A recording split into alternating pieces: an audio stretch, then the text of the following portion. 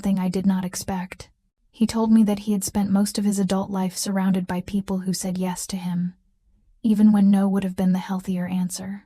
That part of the reason he could not walk away from me, even when it would have been safer, was that I did not come preloaded with that reflex.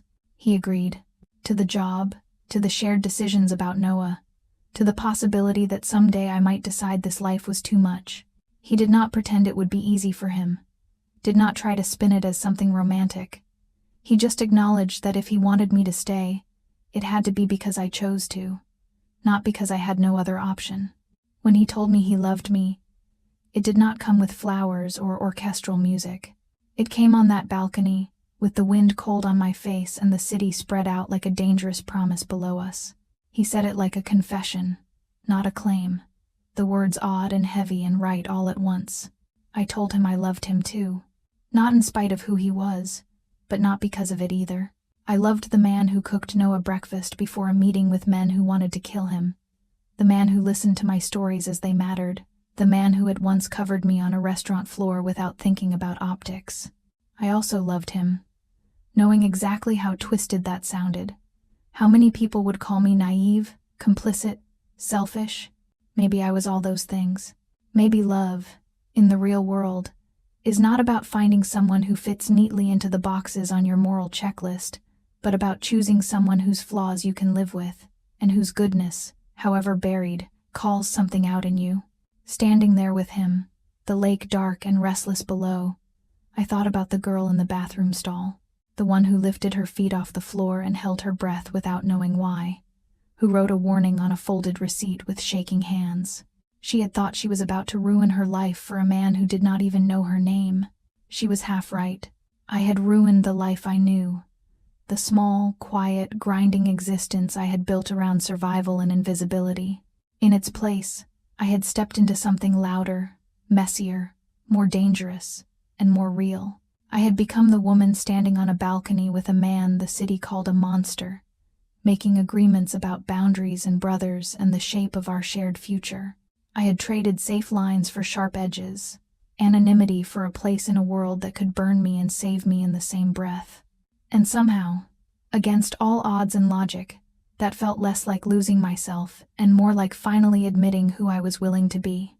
People like to pretend stories end at big declarations.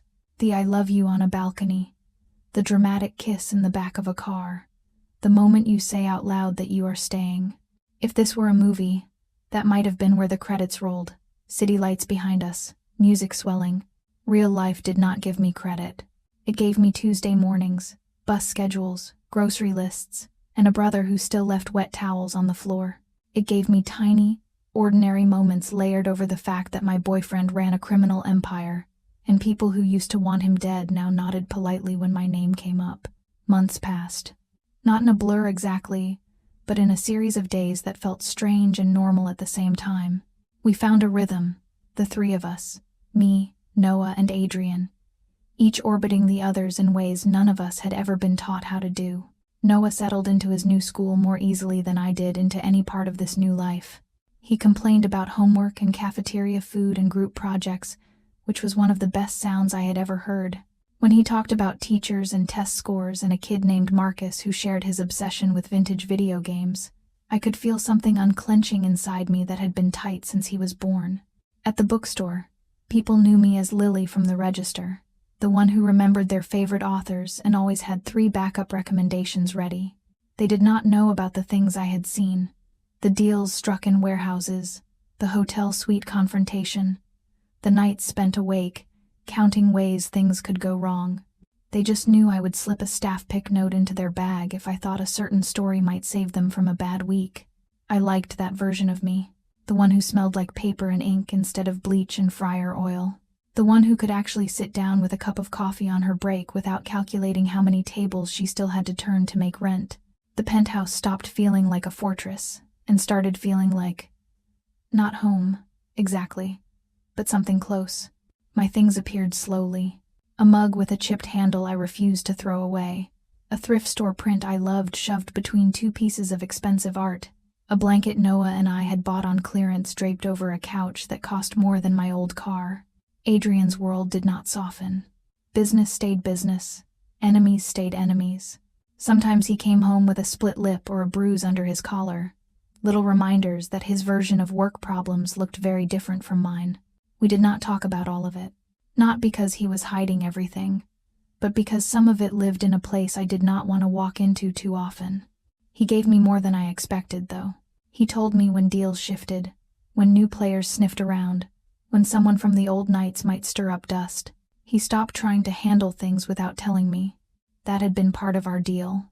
If something touched my life or Noah's, I heard about it, maybe not in graphic detail, but enough that I could make informed choices about where to be and when.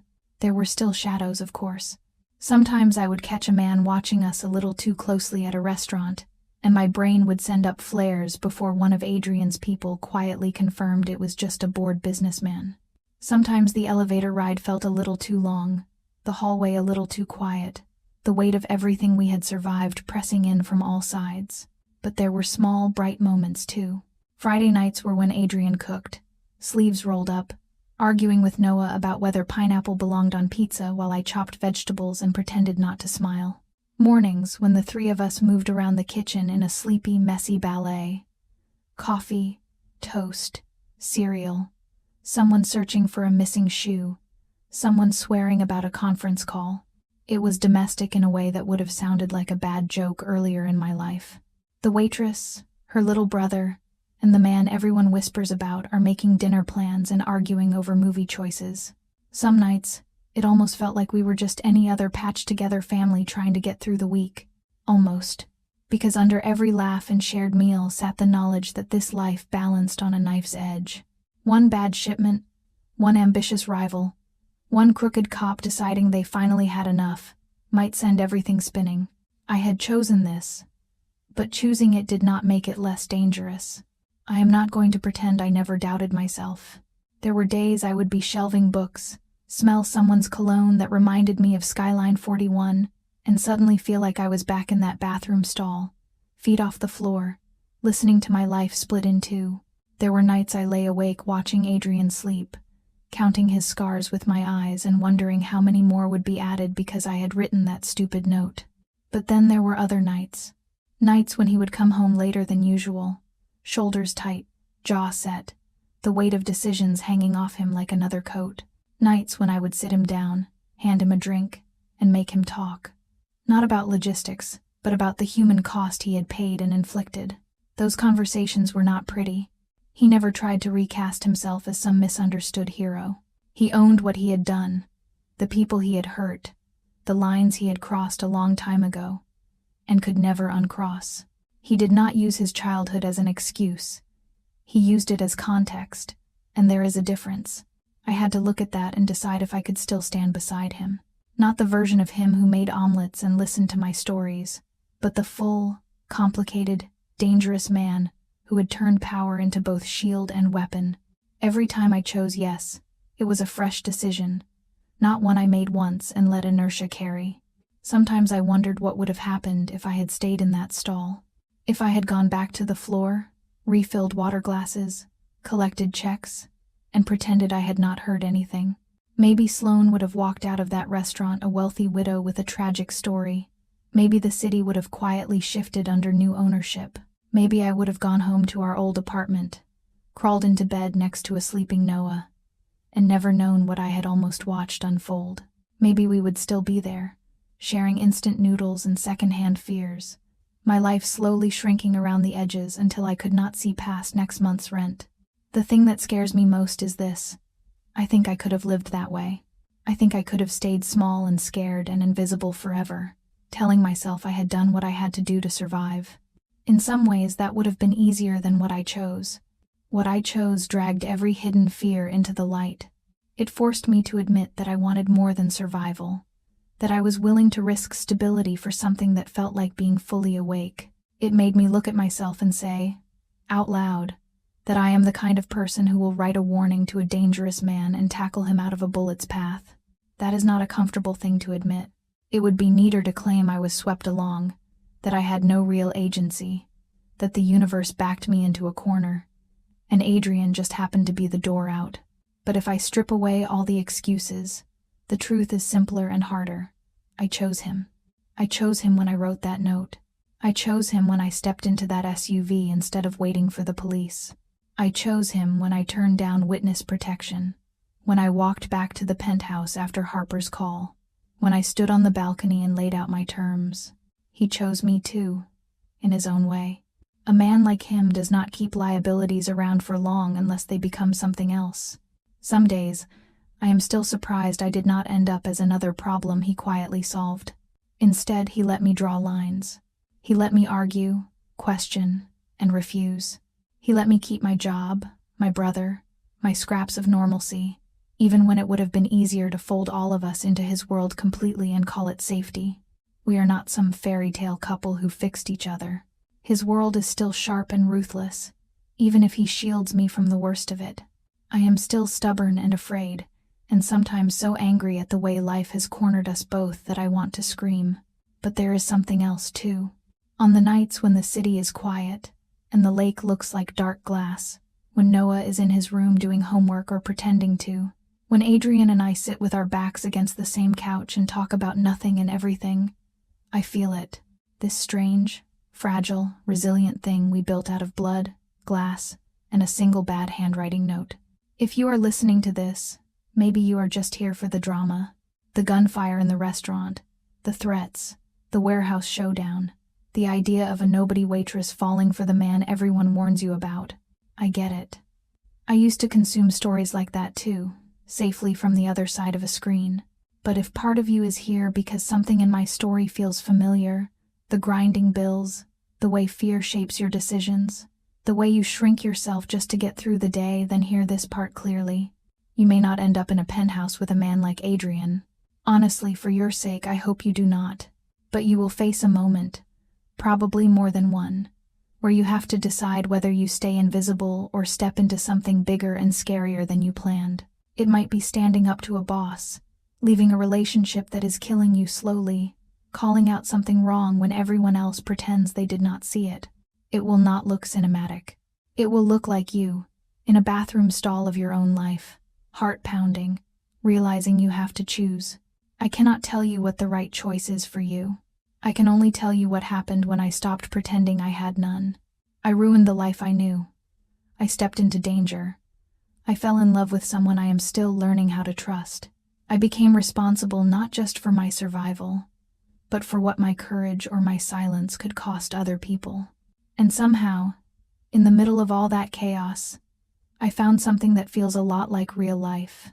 Messy, complicated, terrifying, yes, but mine.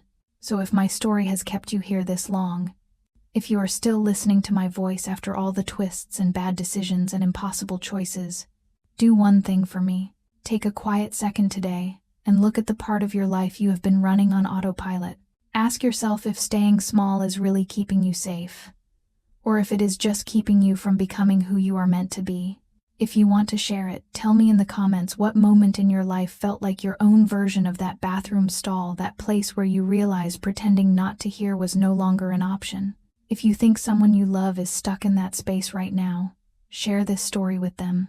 Maybe they need to hear that being scared and stepping forward anyway is not just something that happens in fiction. And if you want more stories like this, messy, honest, dark, in places but still reaching for the light, stick around. Hit whatever button you have to hit so you do not miss the next time I sit down and tell you another truth I never thought I would say out loud. Because this is not the end. It is just the part where I finally stop trying to go back to who I was before and start really living as the woman who wrote a warning on a receipt, ruined her old life, and somehow found a new one in the arms of the most dangerous man in the city. And if there is one thing I know now, it is this. Sometimes the worst mistake you think you are making is exactly what saves you. A year sounds like a long time until you realize how quickly it fills up with small things. Not gunshots or warehouse confrontations, but dentist appointments, school projects, grocery trips, nights when the biggest argument in the apartment is about what to watch after dinner. When I look back now, it is not the explosions that stand out as much as the quiet moments that somehow survived them. Sometimes I think of my life as a split screen. On one side, there is the girl I would have been if I had never walked into that bathroom stall, if I had flushed, washed my hands, and gone back to work like nothing was wrong.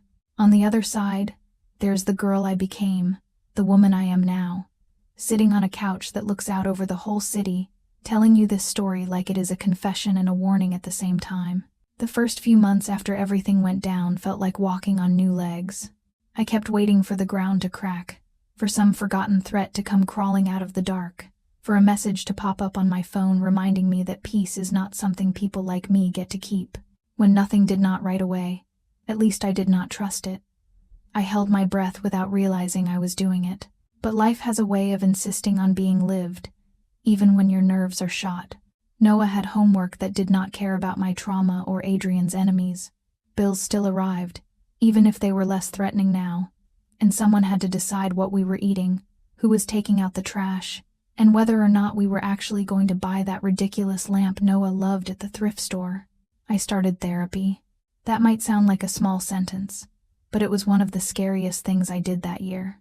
Sitting in a stranger's office with a box of tissues within arm's reach, saying out loud that I was having nightmares about shattered glass and anonymous texts, felt more vulnerable than anything I had done in front of a gun. The therapist was a woman in her 50s with soft sweaters and sharper eyes than most detectives. She did not flinch when I talked about Adrian's world. She did not romanticize him or demonize me. She held both truths in the same space, that I had been a victim of something bigger than me, and that I had also made choices I would have to own. We talked a lot about that night, of course, but we also talked about something else, the years before it. The way living in survival mode for so long had turned my nervous system into a constantly humming wire. The fact that part of why I could step into a life with a man like Adrian was that chaos felt familiar, almost comfortable, compared to the slow suffocation of poverty. She did not tell me to leave him. Therapists do not give orders like that, despite what people like to imagine. She asked questions instead, ones that knocked around in my head long after sessions ended. Who am I when I am not taking care of someone?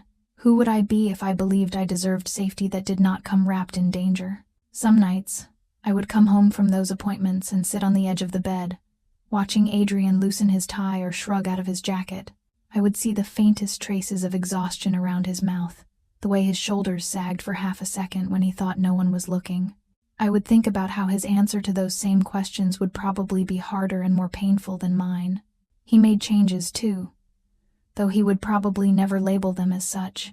The circle around him shifted. Certain names stopped coming up in conversations. Certain patterns of violence became less common. It was not that he suddenly turned into a saint. It was more like he started counting costs differently, including ones he used to dismiss as collateral damage. He brought in a security consultant who did not come from his usual world, someone with a military background and a low tolerance for unnecessary risk. Together, they rewrote certain protocols. Fewer meetings in public spaces, more emphasis on de-escalation when it did not threaten the bigger picture. He did it under the umbrella of efficiency, but I could see the quieter truth underneath it. I had become a variable he was not willing to lose. We had our first Thanksgiving together in that glass-walled living room, 5 months after Skyline 41. I remember the way the whole place smelled like rosemary and roasted garlic, the sound of football humming faintly from the TV while Noah pretended not to care about the score.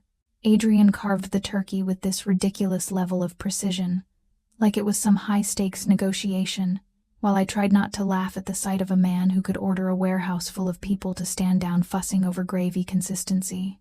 At one point, Noah looked around the table and said that it felt weird to be full. He did not mean just from food.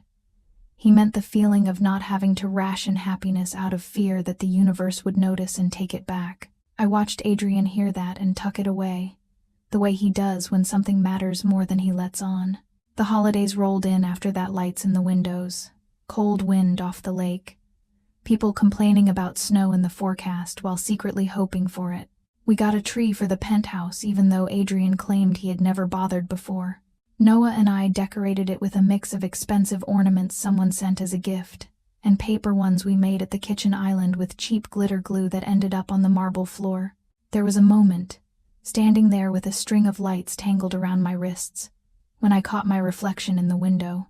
I almost did not recognize myself in that woman who looked equal parts tired and happy, with one hand on a branch and the other steadying a ladder where Noah was reaching too far. If someone had taken a picture right then and sent it to the girl hunched in that bathroom stall a year earlier, she would have thought it was a scene from someone else's life. Not everything was soft, though. Sometimes the phone rang in the middle of the night, and Adrian's tone shifted, that cold efficiency sliding back over him like a coat he had never really taken off. Sometimes he came home smelling faintly of gunpowder or expensive cologne that was not his, and I would have to sit with myself and decide whether I trusted the man in front of me enough not to invent extra ghosts in the shadows. Detective Harper did not disappear either. Every couple of months, she called or emailed under the guise of following up, making sure I still felt safe, reminding me that her number had not changed if I ever wanted to talk off the record. She never pushed, but the offer hung there, a parallel door I could walk through if I ever decided this life was one I could no longer live with. Sometimes I thought about it. On particularly bad days, when news broke about some raid or some shooting tied vaguely to organized elements, I would feel my stomach drop, wondering how close any of it had come to touching us directly.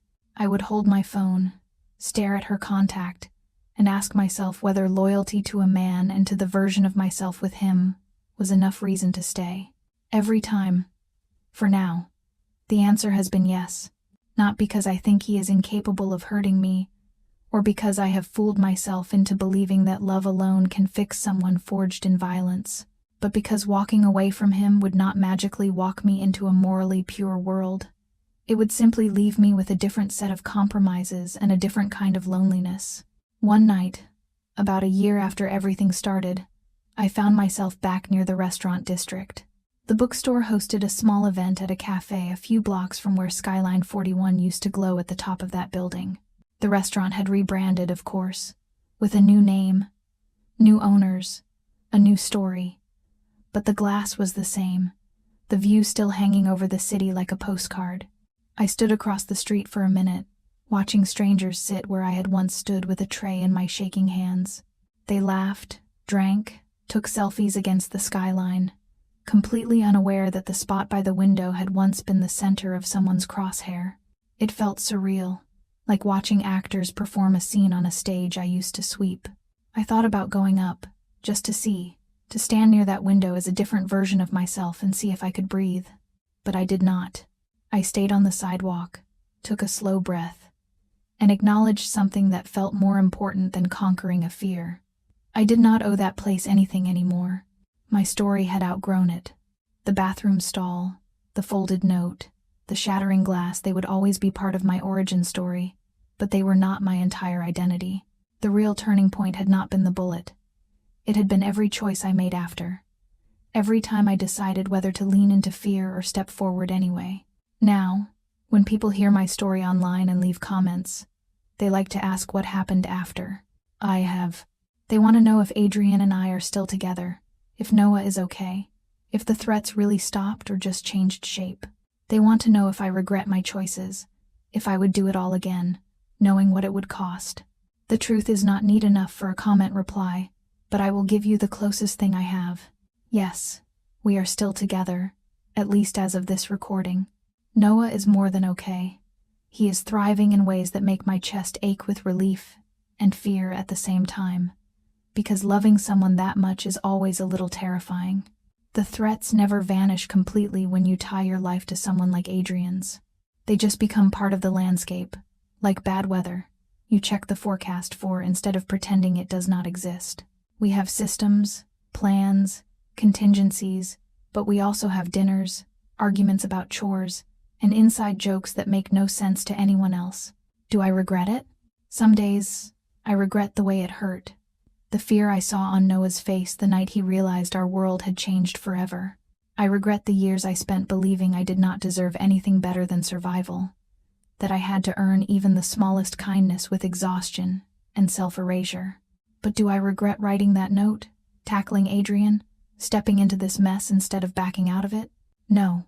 Because whatever else this life is, it is mine, chosen with my eyes open, shaped by my own hands, not just by what the world tried to do to me.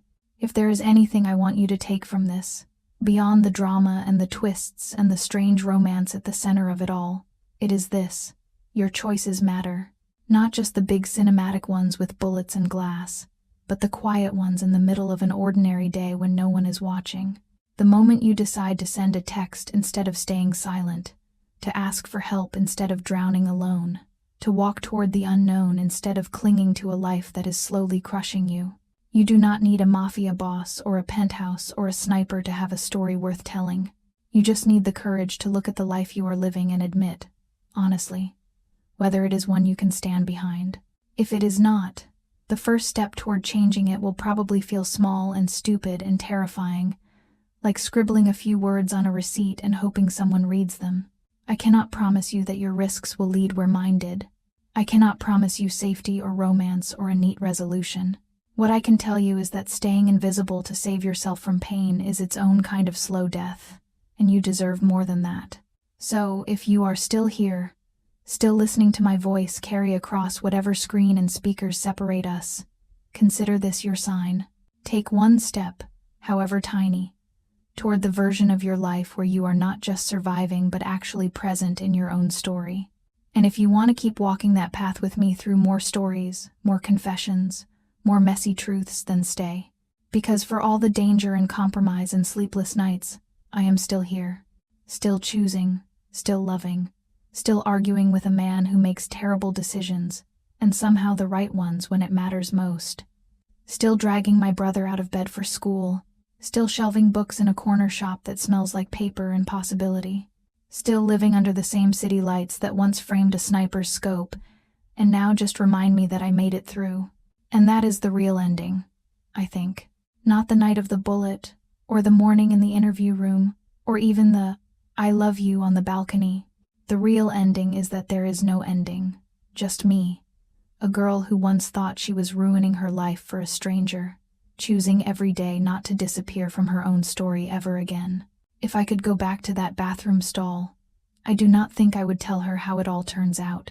Not because I want to keep it a surprise, but because I know her. If I tried to show her the whole road ahead, she would freeze anyway, trapped between the terror of the unknown and exhaustion with the life she already had. I think I would just slide a note under the door. Not a warning this time. Not about snipers or men by the glass or clean shots. Just a few words in handwriting a little neater than hers. You are not crazy for wanting more. You are not selfish for being tired. You are allowed to change your own life, even if it scares people, even if it scares you. Back then, my world had shrunk down to shifts, bills, and making sure Noah ate more than cereal. Dreams felt like a luxury item, something on the top shelf of a store I could not afford to walk into. If you had asked me what I wanted, really wanted, I would have said something small and safe. A working sink, 1 month without overdraft fees, a day off where I did not come home aching. I never would have said, I want a life that feels like mine.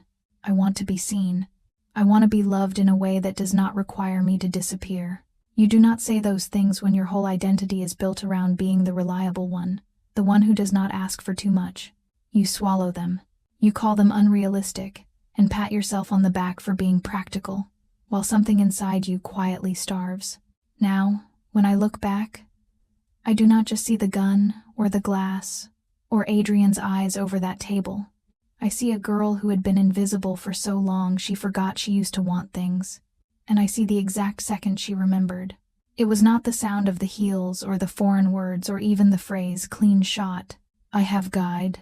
It was the casualness in Sloane's voice, that offhand way she weighed a man's life against convenience and decided convenience mattered more. Something in me pushed back so hard against that I could not stay still. I did not know his name then.